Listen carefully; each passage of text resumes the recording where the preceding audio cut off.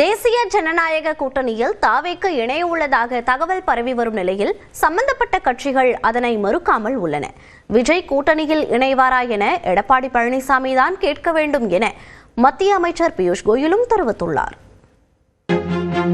தமிழ்நாடு சட்டமன்ற தேர்தல் களம் அனல் பறந்து வரும் நிலையில் திமுக கூட்டணியில் இடம்பெறும் கட்சிகள் அனைத்தும் கிட்டத்தட்ட உறுதியாகி தொகுதி பங்கீடும் நடைபெற்று வருகிறது. ஆனால் பிரதான எதிர்க்கட்சியாக உள்ள அதிமுக தலைமையிலான தேசிய ஜனநாயக கூட்டணியில் இடம்பெறவுள்ள கட்சிகள் யார் யார் என இன்னும் இறுதி செய்யப்படாத நிலை உள்ளது.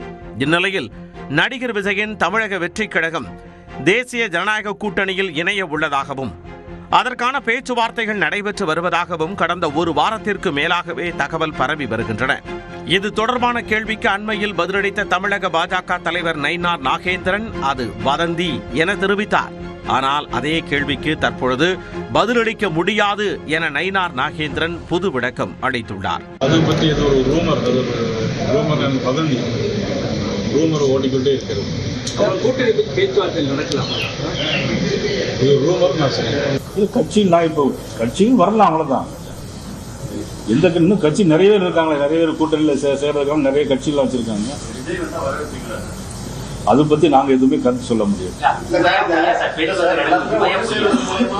அதை பத்தி நான் எதுவும் கருத்து சொல்ல முடியாது. நயினார் நாகேந்திரனின் இந்த பதில் கேள்வியில் இருந்து நழுவிச் செல்லும் வகையில் அமைந்துள்ளதாக அரசியல் விமர்சகர்கள் கூறுகின்றனர். அதேபோல மறுபுறம் தாவேகா தரப்பில் இது தொடர்பான கேள்வியை எதிர்கொண்ட அக்கட்சியின் இணை பொதுச் செயலாளர் நிர்மல்குமார் மறுப்பு ஏதும் தெரிவிக்காமல் யூகங்களுக்கு எல்லாம் பதிலளிக்க முடியாது என குறிப்பிட்டுள்ளார். நிறைய யூகங்கள் வந்துட்டு இருக்கு, கண்டிப்பாக அதுக்கு பதில் விரும்பவில்லை. இன்னொன்று என்னன்னா, ஏதாவது இந்த மாதிரியான ஒரு அறிவிப்பு வருதுன்னா எங்க கட்சியில் கண்டிப்பாக அது அபிஷியல் அறிவிப்பாக இருக்கும்.